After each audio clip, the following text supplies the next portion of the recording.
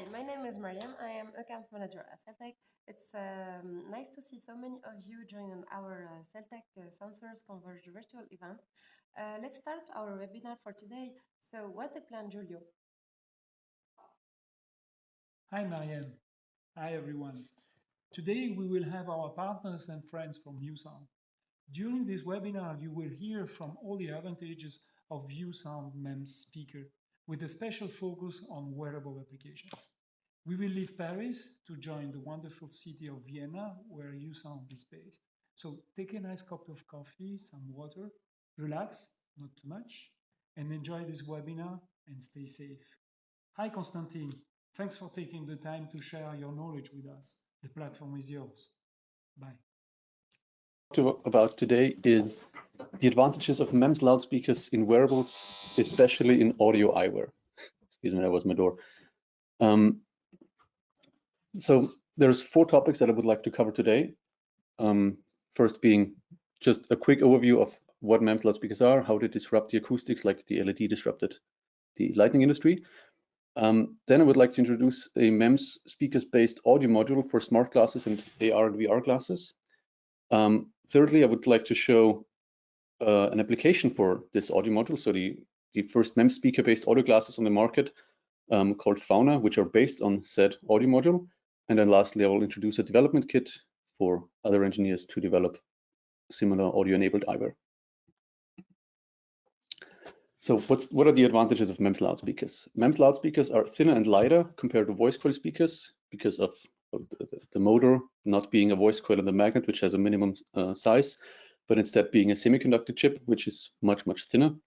We'll get to that in a second. The bandwidth of MEMS loudspeakers is also inherently higher than on electrodynamic speakers because it's much easier to reproduce high frequencies because the weight is lower. And lastly, they're also reflow compatible. So we can use SMT reflow soldering, which of course enables the production processes to be much faster. Just go a couple of windows here. I need to change. There you go. Sorry for the interruption.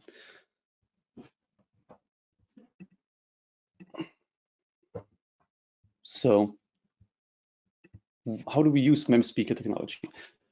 The way that we use MEMS speaker technology is, sorry, we manufacture an 8-inch silicon wafer and thin it down to 400 micrometer. So the basic thickness of the motor itself is just 400 micron. That's a lot thinner than comparable motors from electrodynamic loudspeakers. So the whole package can be a lot thinner. We use silicon wafer batch processes with 1500 dies per wafer. So silicon batch processes just means that we have a much higher control over the individual processes. The part-to-part variation is much lower. All the manufacturing is done on a fully automated line. So the packaging itself is done on an automated SMT line. Batch processes are done on PCB level, and every single loudspeaker can be tested electrically and acoustically, both at wafer and package level. So this again just ensures that the part-to-part variation is among the lowest that's possible. And of course, it also results in a high yield, very high repeatability, and 100% traceability of production lots down to single dies on a wafer. And a nice side effect of that is that we can scale the supply chain very quickly, so we can ramp up production relatively quickly.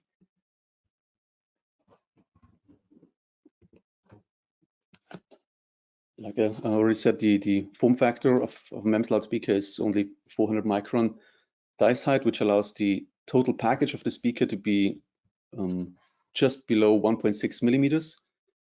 In our second generation, we're actually getting this down to 1.3 millimeters of thickness, so it's much lower than an electrodynamic loudspeaker.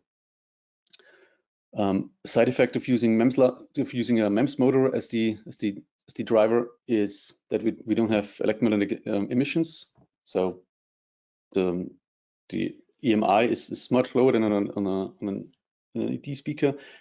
The benefit of that is that surrounding sensors will not be disturbed by this EMI.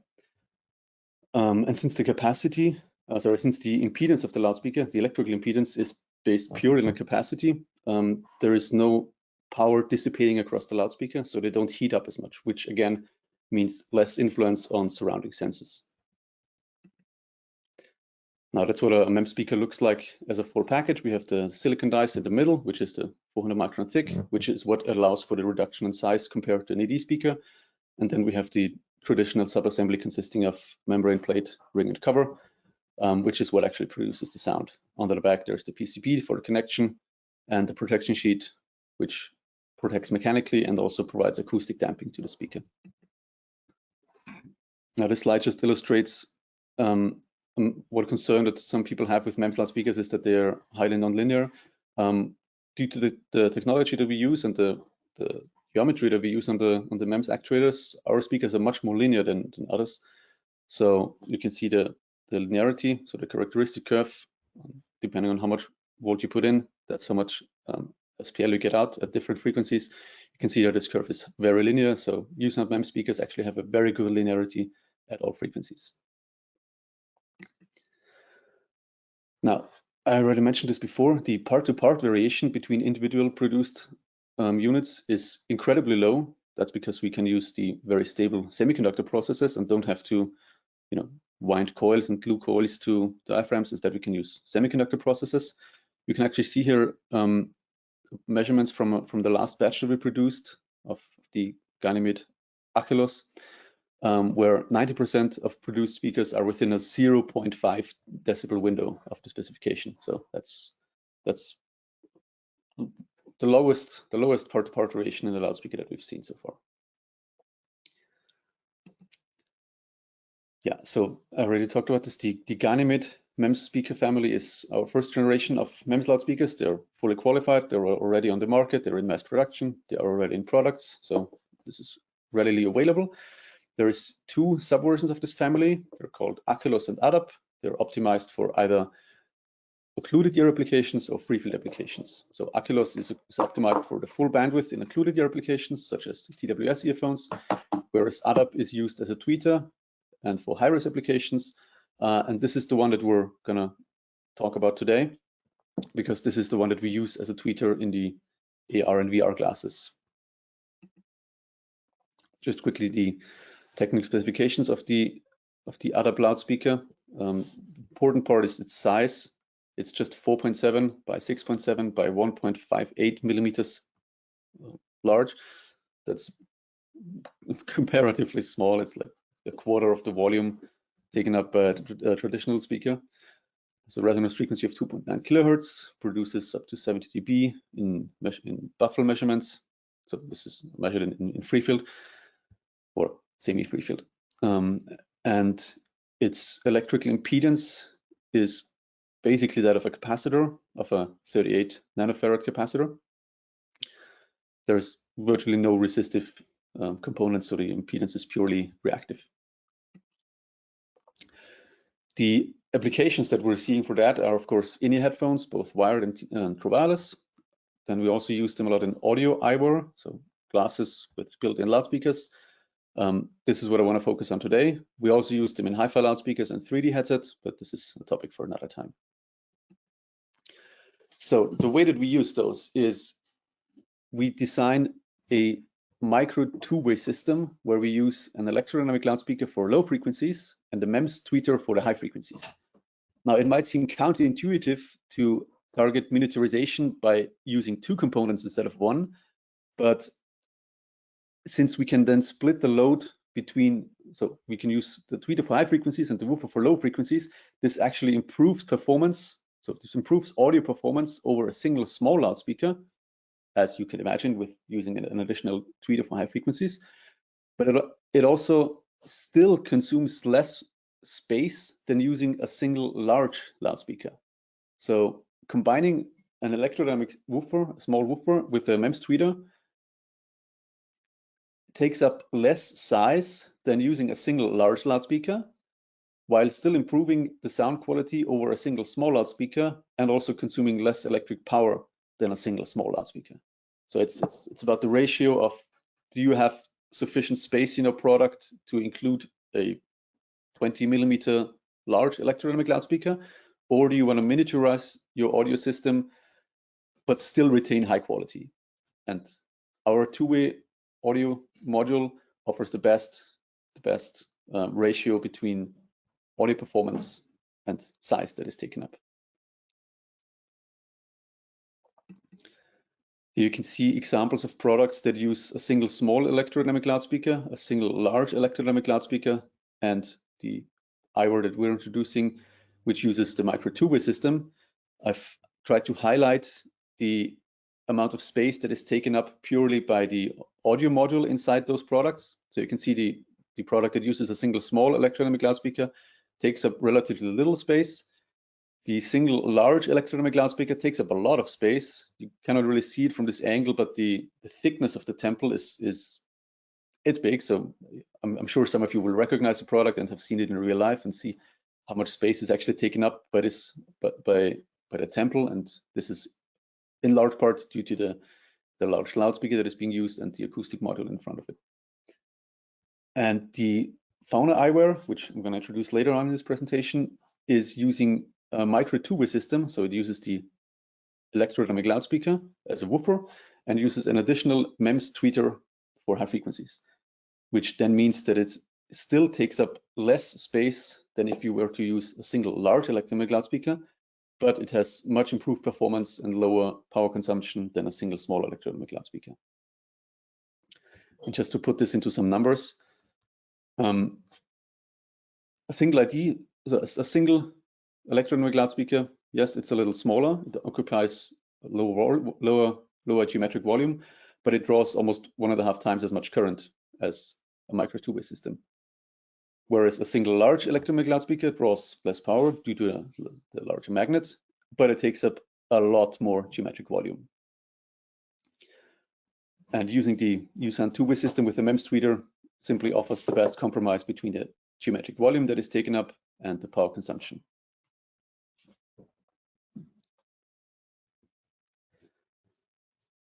Now, we do have the audio module. Typically, we develop this specifically for individual customers, but we do have a development kit where we have our standard audio module, which includes, of course, the two-way system in a rapid prototyping kit, which allows us to, or allows our customers to quickly demonstrate how a micro two-way system could sound.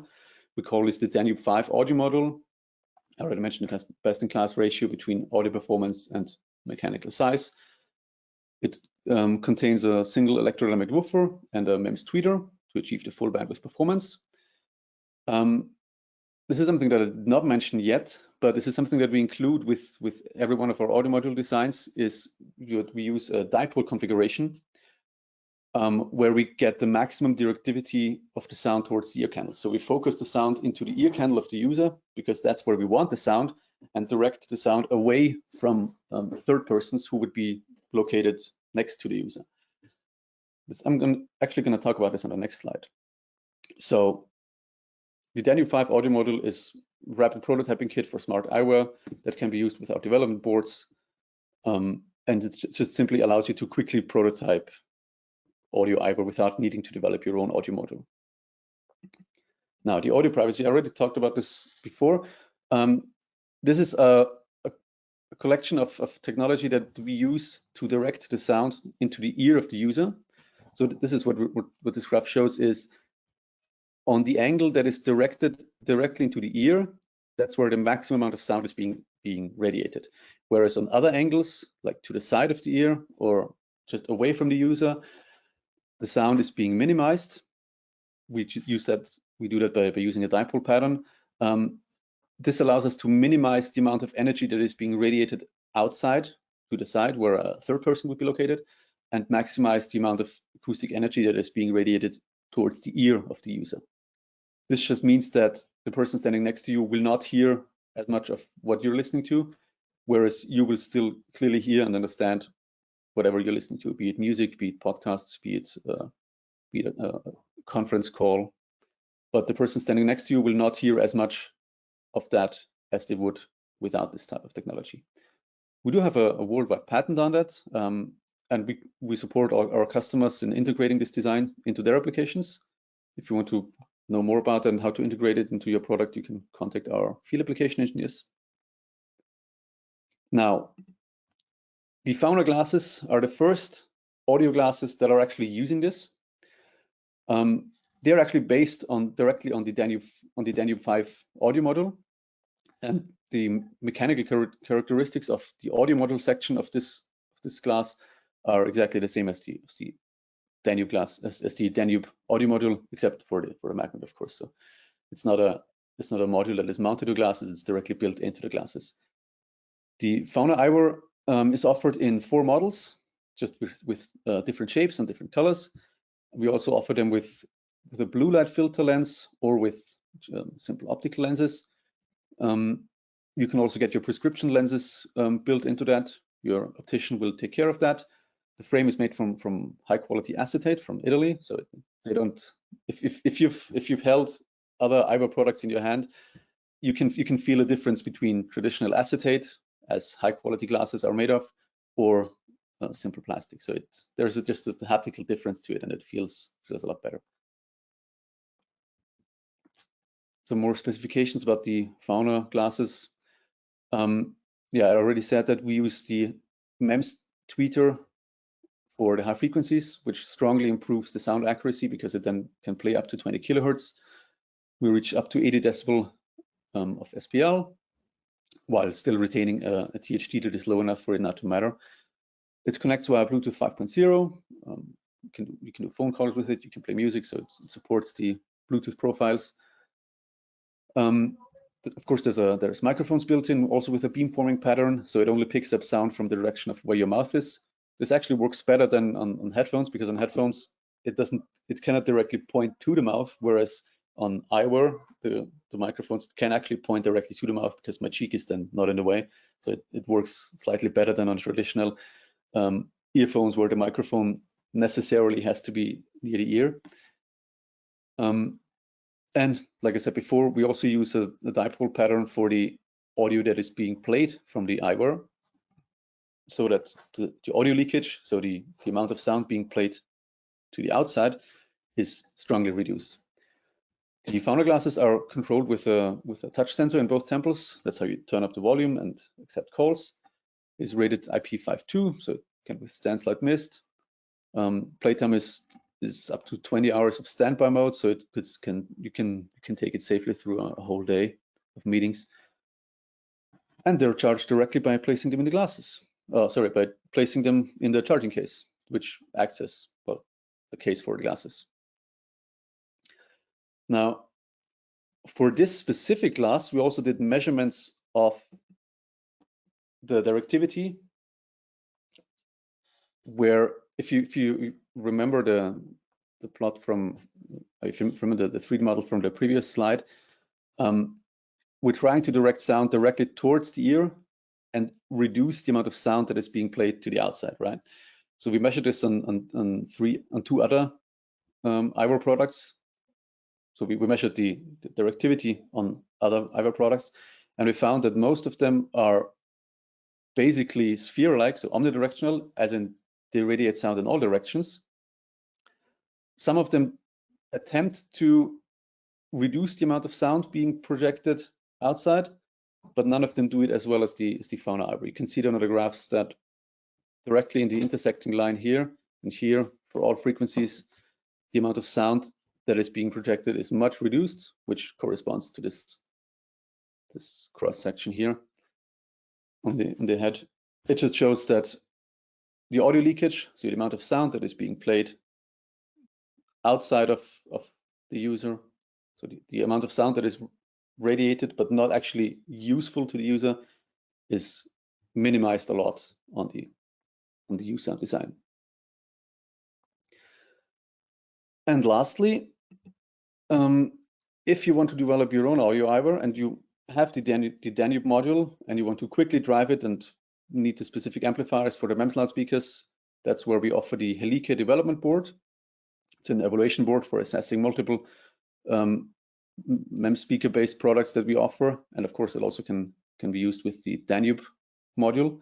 It contains amplifiers to drive 2 MEMS speakers and also 2 electrodynamic speakers, so it can drive the 2-way systems and can be used in the lab or with standalone applications. Yeah, so the input signal, if you want to just play music on it. You can simply deliver that on an SD card to the board. You can also connect it via USB to your measurement setup, or if you want to try it with a digital interface, it can also be driven by I2S. Power supplies, so different options. You can drive it via USB. You can also use a separate supply. Like I said, it has 2 amplifiers that can drive MEMS loudspeakers, and it also has 2 amplifiers that can drive dynamic loudspeakers. The reason for there being separate amplifiers for MEMS loudspeakers is because MEMS loudspeakers, as some of you might know, have a different requirement for amplifiers due to them being a capacitive load. So the amplifier needs to be capable of handling reactive load. And the voltage that they need is higher because the impedance is higher. So in order to get the power across, the voltage needs to increase. And of course, they also require the 15-volt bias voltage, which is delivered by the MEMS amplifier. And lastly, the evaluation board also offers a digital audio equalizer to change the frequency response of the final product towards your target.